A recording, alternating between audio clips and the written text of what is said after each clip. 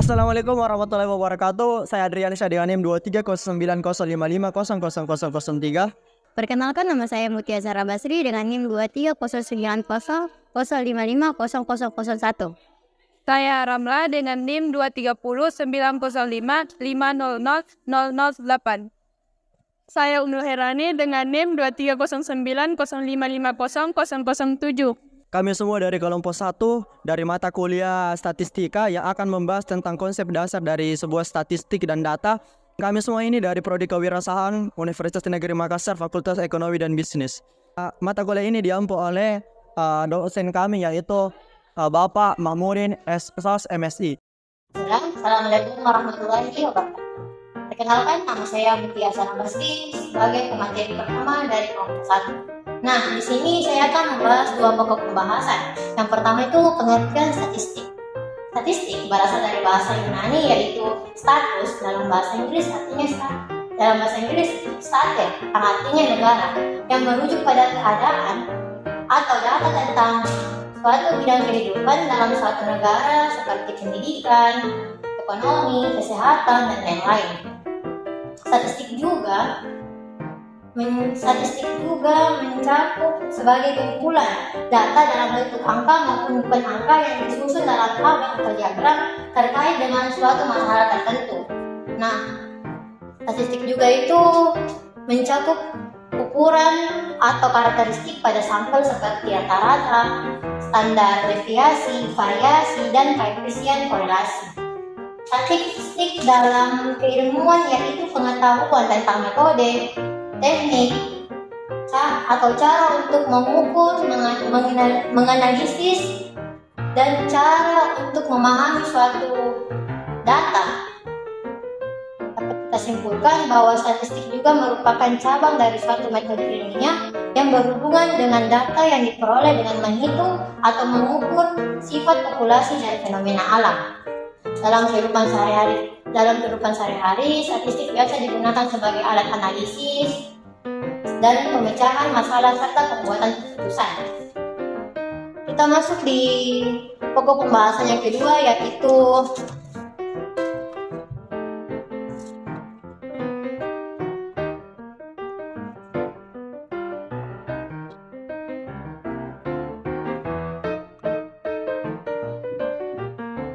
pendekatan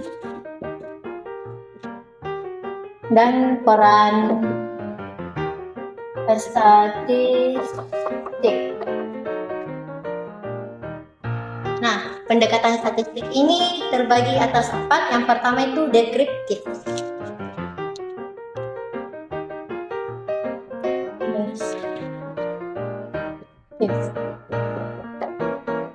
Deskriptif menggambarkan dan meringkas data menggunakan ukuran seperti mean, median, dan mode.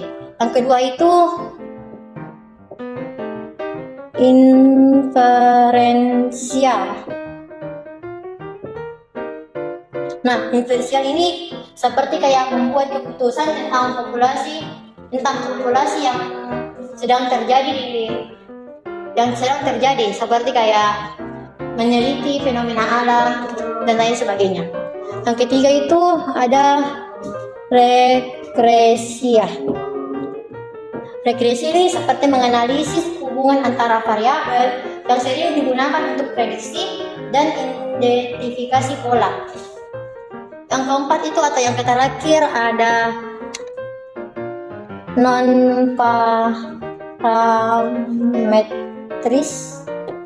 metrik adalah metode statistik yang tidak mengasumsikan distribusi data tertentu, berguna ketika data tidak memenuhi asumsi metode parametrik. Atas pendekatan ini membantu dalam memahami data dan membuat keputusan yang didukung oleh bukti kuantitatif. Selanjutnya ada peran statistik. Statistik berperan penting dalam bidang dengan fungsi utama sebagai alat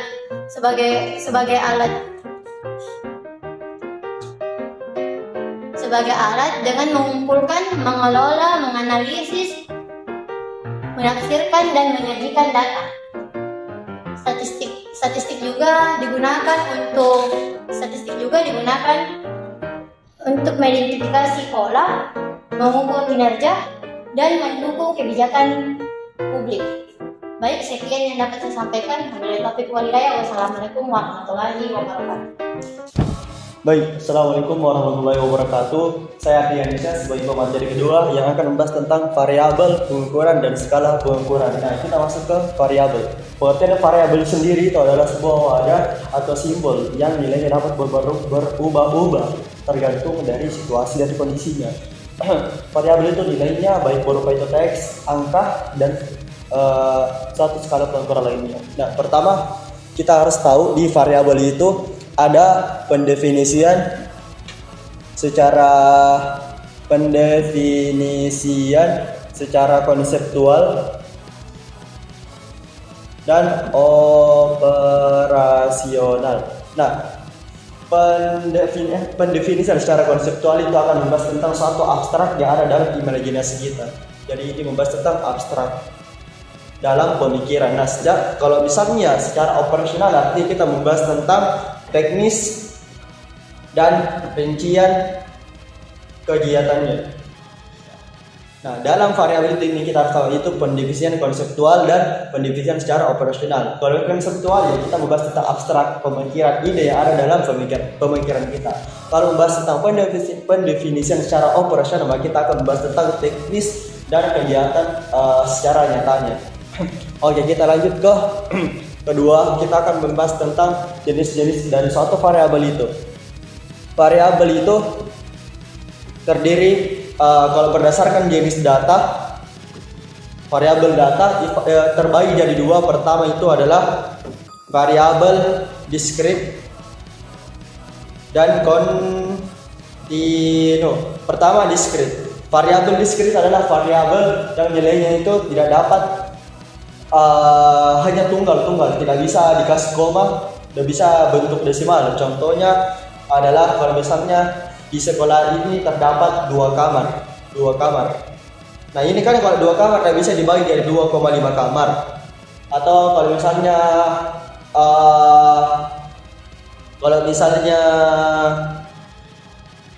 kelas, ruangan dan lain-lainnya, contoh ada 2 motor, 3 motor, kan tidak bisa ada 3,5 motor. Nah, itu artinya nilai diskrit, nilai yang hanya bersifat tunggal. Kemudian ada nilai kontinu, variabel kontinu. Variabel kontinu ada nilainya itu dapat berubah-ubah tergantung situasinya, dan ini lebih adaptif. Contohnya tinggi misalnya tinggi 176 mau 175, jadi angkanya itu bebas. Atau misalnya uang lah, bisa 2,5 atau 2,5 liter kalau misalnya pakai air. Nah, itu nilainya bisa desimalkan seperti itu, teman-teman, kalau kontinu. Kemudian kita ambil penghapus dulu.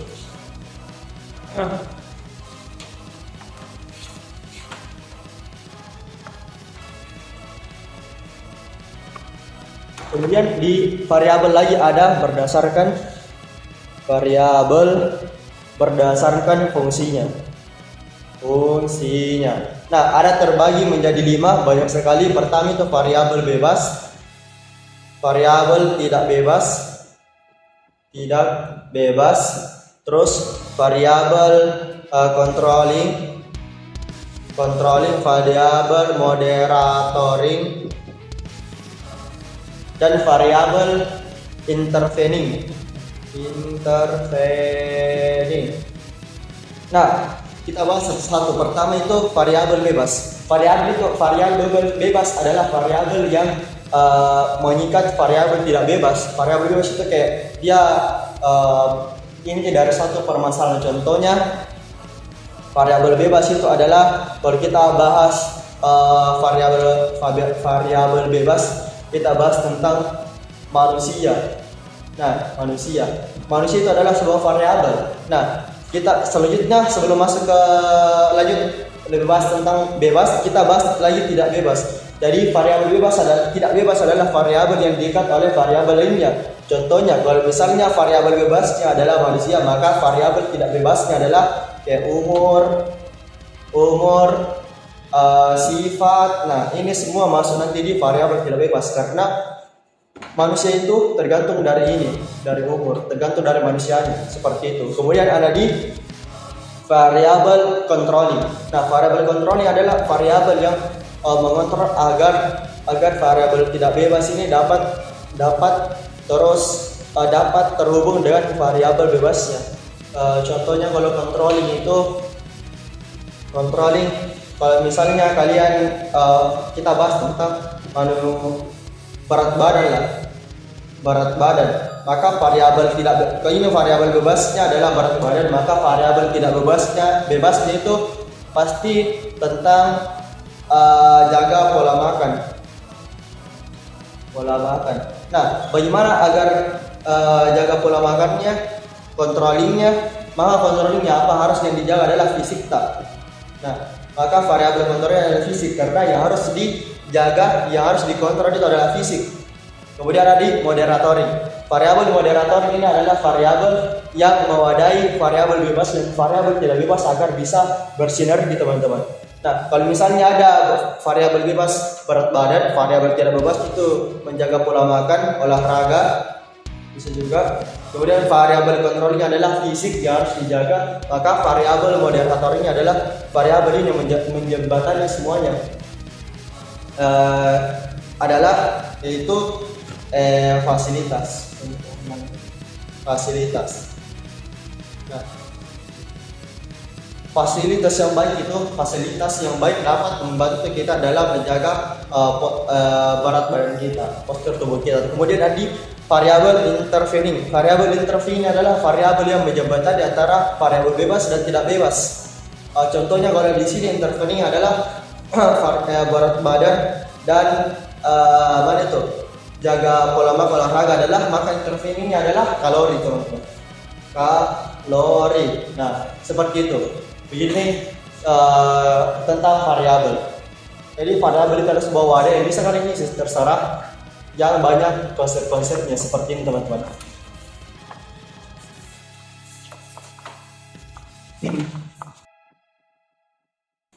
Oke, kemudian kita masuk ke pengukuran. Secara umum pengukuran itu ya simpel, artinya bagaimana cara agar suatu fenomena atau variabel itu dapat kita jadikan sebuah angka. Baik itu mulai dari angka -0 hingga seterusnya, pokoknya dari angka 0 ke seterusnya. Pokoknya itu pengukuran. Jadi kita mengukur sebuah kejadian fenomena menjadi suatu angka. Contohnya itu berat badan. Misalnya ada berat badan, saya bikin berat badanku, terus mau dilakukan pengukuran, maka yang dilakukan adalah menimbang berat badan. Caranya, kalau misalnya ada yang berat badan, berarti supaya lebih jelas, jadi dikasihkan namanya pengukuran berupa angka. Contoh berat badanku saya 40 kg. Nah, ini namanya pengukuran. Jadi ada saya variabel manusia yang mau diukur berat badannya, jadi dilakukan namanya pengukuran. Seperti itu simpelnya. Kemudian kita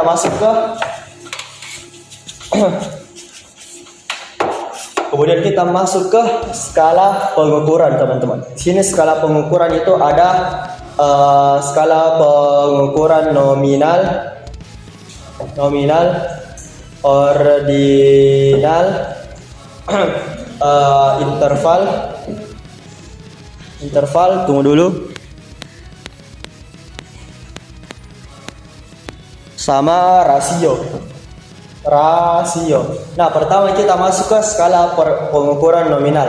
Skala pengukuran nominal ini adalah skala pengukuran yang nilainya itu tidak hanya terdiri dari dua jenis. Contohnya nominal itu ada laki-laki, ada perempuan.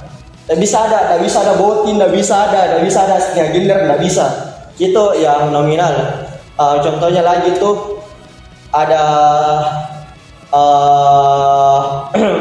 apalagi yang kayak dominan kayak dua tuh saja. Contohnya ini pokoknya kayak ada laki-laki saja, ada perempuan, jadi cuma dua saja. Atau bisa benar, bisa tidak, ada bisa benar, ada salah. Terus pokoknya variabel-variabel begini, pengukuran benar salah, iya tidak, laki-laki perempuan itu nominal. Cuman ada 2 variabel yang bisa dipilih antara itu. Kemudian adalah ordinal. Jadi ordinal ini adalah skala pengukuran yang nilainya itu bisa banyak teman-teman. Contohnya ordinal itu adalah berat badan lagi contohnya, berat badan. Jadi berat badan ini tergantung ordinal. Mau nilainya itu 70 ke bisa, mau variabelnya ada ke 10 bisa. Pokoknya ordinal itu kayak misalnya nilainya itu tidak terbatas. Oke? Nilainya tidak terbatas, bisa diukur tidak terbatas. Kemudian ada di interval. Jadi interval ini adalah skala pengukuran di mana ada enggak, kita di ordinal dulu. Nah, contohnya di ordinal itu, di ordinal ini masih ada tingkatan-tingkatannya teman-teman. Contoh lagi ada di misalnya ada kelas 1, kelas 2, kelas 3, kelas 4. Jadi ini ada juga pembeda tapi masih ada tingkatan-tingkatannya, kayak ada kelas-kelasnya juga. Kalau mau nilai lebih simpel itu kayak juara 1, juara 2, juara 3 itu skala ordinal di mana ada banyak variabel di dalamnya dan bertingkat, ada tingkatannya begitu, ada kelas-kelasnya. Itu ordinal. Kemudian itu interval. Interval itu adalah skala pengukuran di mana ada jarak di antara variabel-variabelnya. Tapi harus diingat di interval itu tidak ada yang namanya nol mutlak. Contohnya interval itu misalnya kalau kita mau bahas suhu ruangan itu bisa 17 derajat Celcius, 23 derajat Celcius. Jadi ada intervalnya, banyak variabelnya. Tapi tidak bisa nol mutlak. Kalau misalnya ada 0 derajat Celcius, berarti artinya bukan berarti tidak ada dingin, tapi tetap ada angkanya. Jadi kalau misalnya mau dibahas tentang suhu ruangan, ada suhu ruangan 0, artinya itu bukan berarti tidak ada cuaca, tapi lebih ke sebuah angka atau fenomena seperti itu. Kemudian ada di rasio. Rasio ini sama dengan semuanya yang menyangkut semua nominal, ordinal, interval. Tapi di rasio itu ada namanya nilai nol mutlak. Ada nilai nol mutlak. Contohnya itu ada nilai nol mutlak. Contohnya contohnya uang. Kalau misalnya ada uang tak 0.000, apa artinya? Tidak ada uang tak? Nah itu pokoknya rasio, berarti ada nilai nol mutlak di dalamnya. Tapi bisa juga misalnya bisa ada uang 100, bisa uang itu 100 bis. Kalau misalnya mau bikin variabel uang, melakukan pengukuran tentang uang, maka uang itu bisa berbagai macam. Bisa 100.000, bisa 200.000, bisa 30.000, tapi bisa juga 10.000 dan bisa juga 0.000. Dan 0.000 ini berarti ada maknanya, bisa ada nolnya, artinya tidak ada uang. Seperti itu. Jadi kalau nominal itu hanya membahas 2 variabel, benar atau salah. Kalau ordinal itu membahas tentang tingkatan 1, 2, 3, kelas 1, 2, 3 dan berbagai macamnya. Kemudian ada rasio itu jarak antara setiap huruf, tapi ada nilai atau ragamnya, macamnya. Contoh tadi ada berat badan, ada bisa 1 kg, 0 kg, atau suhu ruangan 17 derajat Celcius, 15 derajat Celcius, 0 derajat Celcius, tapi angka nolnya di rasio itu bukan berarti tidak ada, tapi ada nilainya. Contoh tadi 0 derajat Celcius artinya itu bukan tidak ada dingin, tapi tetap ada suhunya. Kalau misalnya di rasio ya tadi ada contohnya uang, ada uang 100, 200, 300, 50, 20 terserah. Bisa juga ada 0.000 yang artinya itu tidak ada uang, seperti itu. Jadi kadornya masih bisa dianggap ada atau bernilai. Nah, mungkin itu saja pemateri dari saya. Sekian. Assalamualaikum warahmatullahi wabarakatuh. Baik, kita akan masuk pada materi derajat bebas. Jadi, derajat bebas atau kebebasan adalah konsep dalam statistik yang menggambarkan banyaknya kebebasan untuk memberikan nilai kepada suatu variabel. Saat syarat-syarat diberikan kepada suatu variabel, derajat bebasnya akan berkurang. Dengan kata lain, semakin banyak syarat yang diberikan, maka semakin kecil derajat kebebasannya. Sebagai contoh, kita bisa mempertimbangkan kasus penentuan derajat bebas suatu variabel dengan memberikan beberapa syarat. Misalnya, jika kita diminta untuk mengisi 6 kotak bilangan yang terdiri dari 6 angka, misalnya 7, 8, 6, 5, 4, dan 2, dengan ketentuan sebagai berikut. Pertama yaitu tanpa syarat. Dari tabel di atas, dapat diperhatikan bahwa 6 kotak terdapat bilangan yang terdiri dari 6 angka yaitu 7, 8, 6, 5, 4, 2. Dapat disimpulkan bahwa derajat bebasnya adalah N sama dengan 6. Atau dapat dituliskan sebagai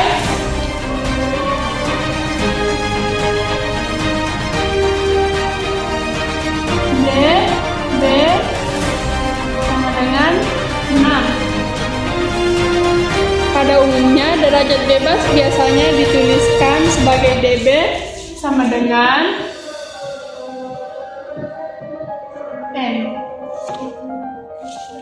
Nah, sekarang kita lanjut kepada derajat satu syarat. Jadi, umpama seseorang meminta kita mengisi angka pada kotak tersebut dengan persyaratan hanya terdiri dari susunan 6 angka ganjil saja. Maka kotak ke-6 bersifat sudah tertentu tak bebas. Maksudnya, agar bilangan dengan susunan 6 angka dapat diisikan ke dalam kotak, maka syaratnya kotak terakhir harus diisi dengan bilangan ganjil saja. Hanya 3 kemungkinan, 7, 5, dan 3. Mana 3 di sini deh? Jadi hanya 3 kemungkinan, yaitu 7, 5, 3. Jadi dari 6 kotak tersebut ada 1 kotak yang tidak bebas, sehingga derajat bebasnya adalah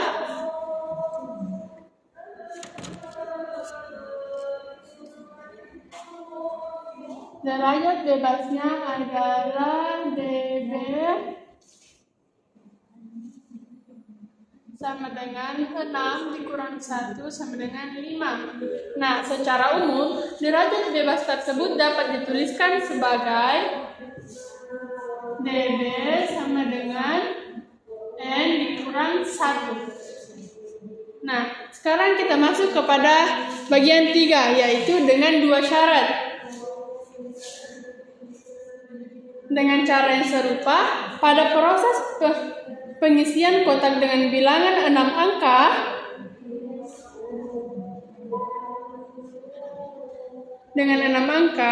dengan syarat susunan angka dalam baris adalah ganjil dan susunan angka dalam kotak genap. Derajat bebas yaitu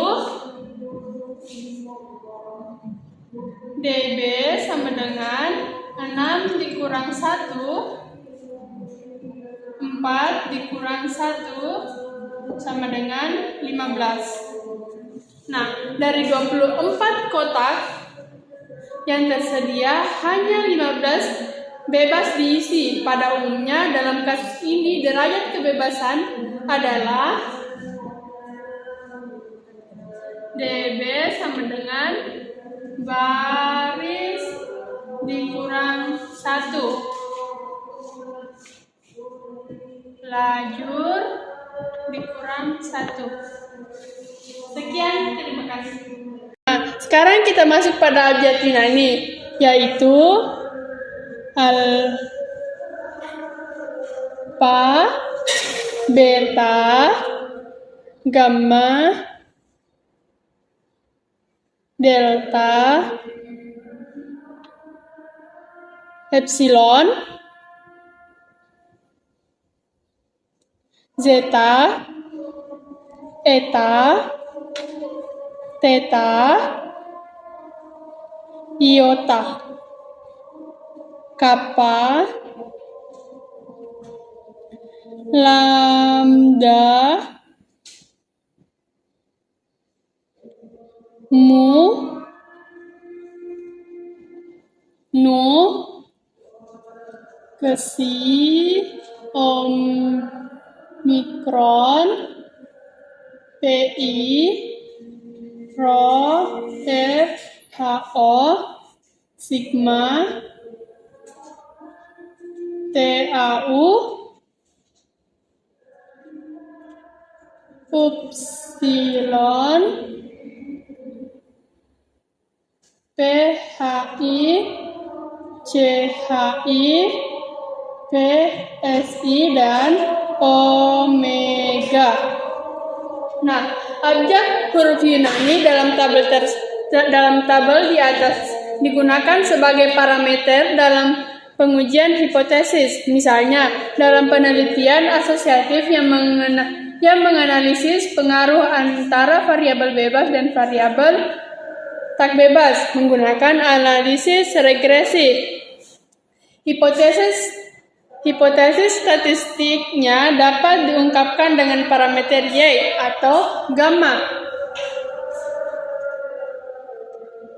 Begitu pula dalam penelitian komparatif yang membandingkan pengaruh perlakuan atau perbedaan pengaruh antara kelompok terhadap variabel tak bebas menggunakan analisis varians. Hipotesis statistiknya dapat diungkapkan dengan parameter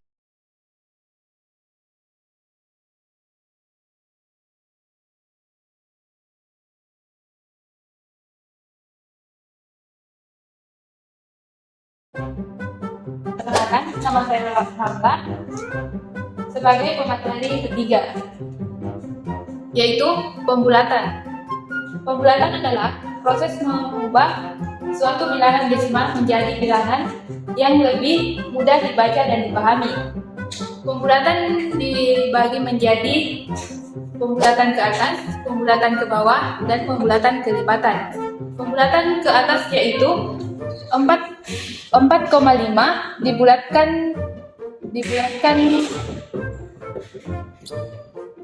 menjadi 5. Terus kalau pembulatan yang ke bawah yaitu 4,4 dibulatkan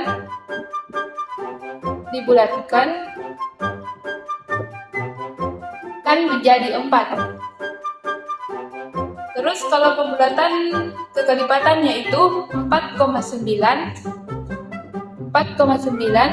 dibulatkan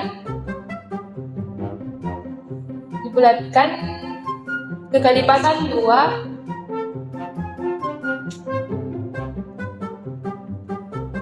dan 2 menjadi 4. Terus kita masuk ke interpolasi.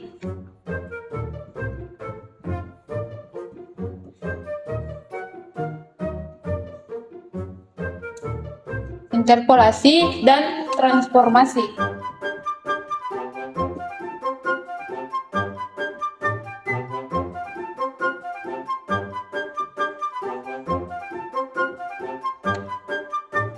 Interpolasi digunakan dalam analisis data untuk menentukan nilai di antara data yang tidak terpola, terutama saat data disusun dalam interval nilai.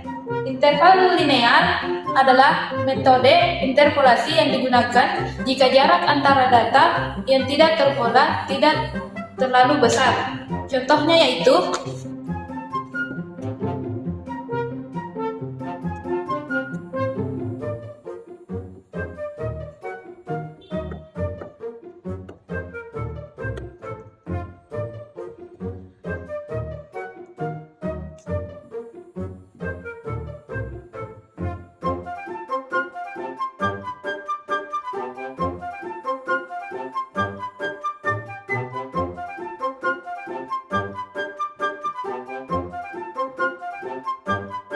Contohnya itu seperti begini, yaitu hitunglah nilai yang diinterpolasi. Penyelesaiannya yaitu data pertama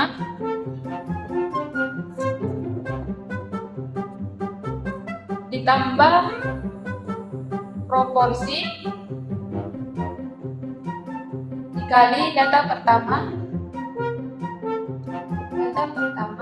dan data kedua dikurang data pertama. Data pertama yaitu 10 ditambah proporsinya itu 0,5 dikali data kedua yaitu 20 dikurang data pertama,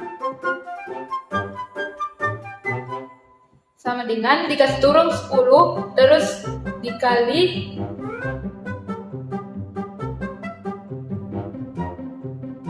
20 dikurangi 10 jadi 10, ini dikasih turun 0,5 dikali 10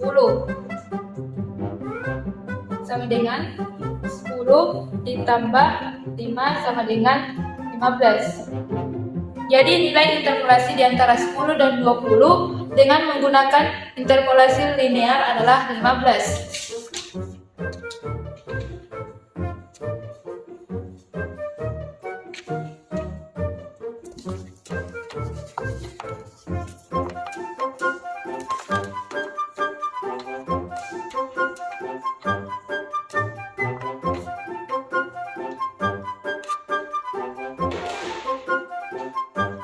Baik, kita masuk ke transformasi.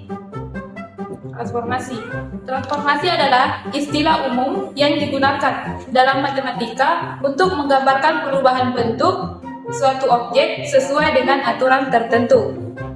Transformasi membahas perubahan letak bentuk suatu objek yang disebabkan oleh pergeseran, perputaran, perubahan skala. Contohnya yaitu penambahan konstanta.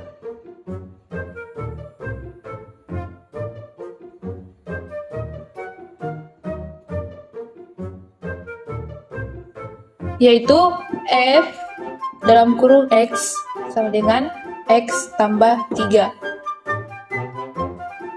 Ditransformasikan linear dari fungsi F dalam kurung X sama dengan X, sehingga konstantanya adalah 3. Terus yang kedua yaitu transformasi linear dengan 2 faktor.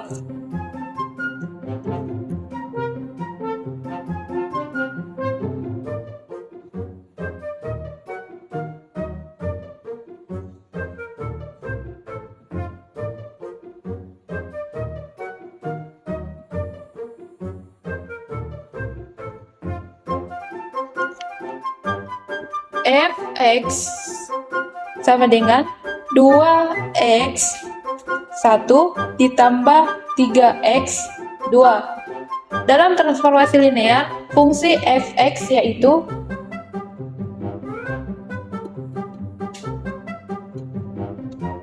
sama dengan x1 ditambah x2, sehingga konstanta yang dihasilkan itu 2 dan 3.